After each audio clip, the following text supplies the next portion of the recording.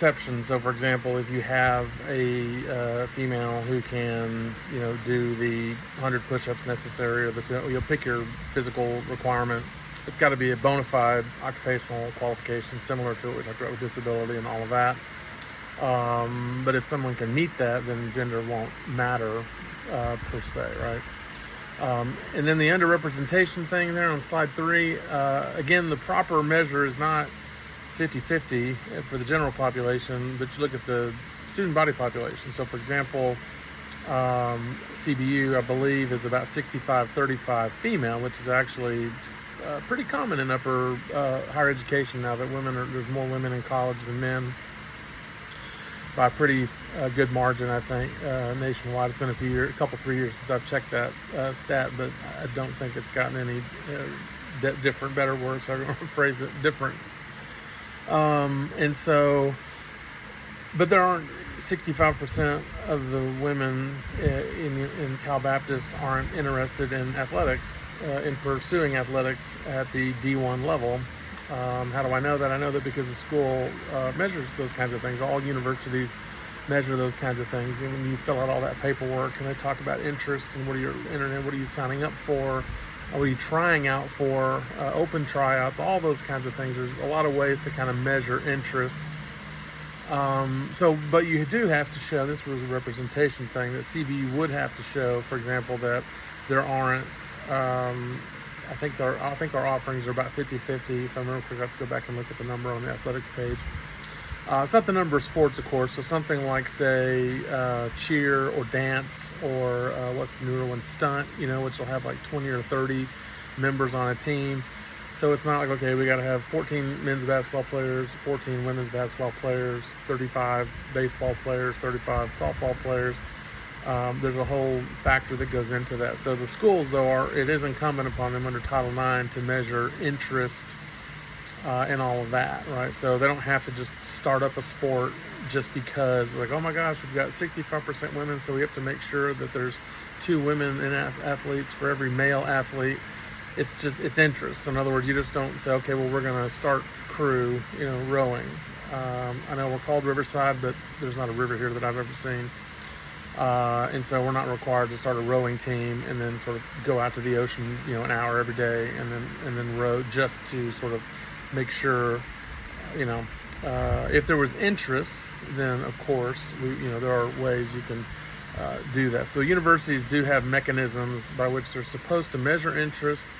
Obviously, there are budget criteria. School's not required to bankrupt itself to start a sport or to cut a sport. That's kind of what the Cohen versus Brown case is about. Athletics, especially at the D1 level, are hugely expensive. Part of the undercurrent of all this too is the economics of sport, especially at the college level. Here's your sort of pro tip for the day. Unless you're in the SEC or the Big 12 or the Big 10 and you have a football program, you probably don't make any money. Sports do not make money for the university. Don't listen to the universities. They don't make money. Forbes, Wall Street Journal, The Economist, it's all pretty clear. There's about 25 schools that make money on sports.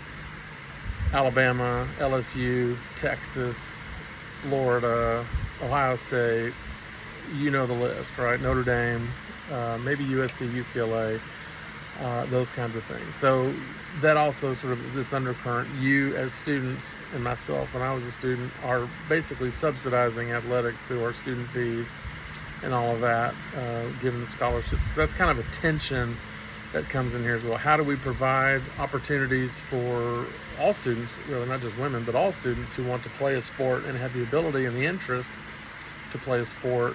And then also, of course, you got to build the facilities, you got to have the athletic training staff, weight rooms, healthcare, food, travel, all the things that go into D1, what we're trying to do here, and of course D2, D3, NAIA, all those kinds of things. That's part of the representation issue, I guess you could say. So Title IX, when it came in the 70s, was really, it kind of come from, quite frankly, I don't know what the beginning of NCAA is. I know 1972 is not the beginning of NCAA women's sports, but it's really the beginning of, you've got to make an opportunity or provide an opportunity, right? It's that equal opportunity aspect. Not just create sports, just to create sports. And then, there's an old movie called Field of Dreams. I can't believe I just said it's an old movie, but it's in the 80s. If you build it, they will come. So we're going to start a softball team and just hope it gets softball players. They'll do the polling and all that sort of stuff, data collection to sort of prove all that. The Grove City case, and this is pretty standard too. This is your general life principle for the day. You take somebody's money, you take their strings. So the general rule in law, if you take federal money, you take federal strings. If you take state money, you take state strings. In your personal life, you take your mom and dad's money, you're going to take their strings, right? You borrow, $1,000 from mom and dad, or they give you $1,000 to pay your electric bill and all that, and then you come out with a brand new outfit. They're like, that's interesting. Where did you get that outfit? And your initial answer is like, well, that's none of your business because I'm an adult. Their response is, I gave you money to pay X and you used it to pay Y, right? And so they have an interest. That's a string, right? So federal government's kind of the same way. You take our money, federal student loans, Pell Grants, all that kind of federal funding, National Science Federation grant, all that sort of stuff. Then you have to take and follow all of the administrative rules and regulations and all that sort of stuff. So I have a friend teaches at Grove City College. They do provide female athletics at, I think they're NAI or D3 or something, but they're a pretty small school. But they don't have to follow all the sort of ticky-tack things because they don't take any federal money at all. I think there's only a handful of small schools that do that. And then the Civil Rights Restoration Act, of course, reversed that. But that general principle applies in a lot of other areas. Title IX, gender discrimination, sort of overrides that general principle. Same with racial discrimination, right? Just because you don't take federal funding doesn't mean you can discriminate based on race and ethnicity, and the same with gender discrimination in there. So now Congress can do that. So Congress can overrule the Supreme Court. I know oftentimes we think the Supreme Court is the highest law of the land. When it comes to the Constitution, their interpretation is seen as the highest. But Title IX, remember, is a statute passed by Congress. And so when the Supreme Court interprets a statute, Congress is the ultimate say on that statute. And so they can say, okay, Supreme Court, we don't agree with your interpretation, and here's a new law that overrides your case. So there is an area where the Supreme Court can be overruled by Congress in certain cases. Let me see what we got here. The three-part test, I think that's pretty clear here. Again, you see a lot of not mathematical exactitude, substantial proportionality, reasonableness, equal opportunity. Those kinds of words are used to sort of, get away from this legalistic, okay, you had to have 132 students and you only had 131 students, therefore we're going to shut your school down, right? I mean, it's sort of this largely proportional, substantially proportional, which is kind of a fuzzy, we're going to fudge the number slightly. There's not a, how far over is substantial is, of course, a question that the courts and stuff answer during these kinds of things.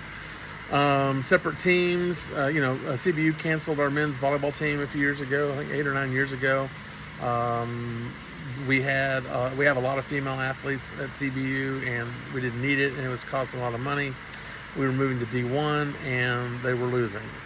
So it's a combination of all those factors. If you're winning, you probably won't get canceled. I think that's the general rule. I would imagine that you won't find that in the statute, but let's be real, right?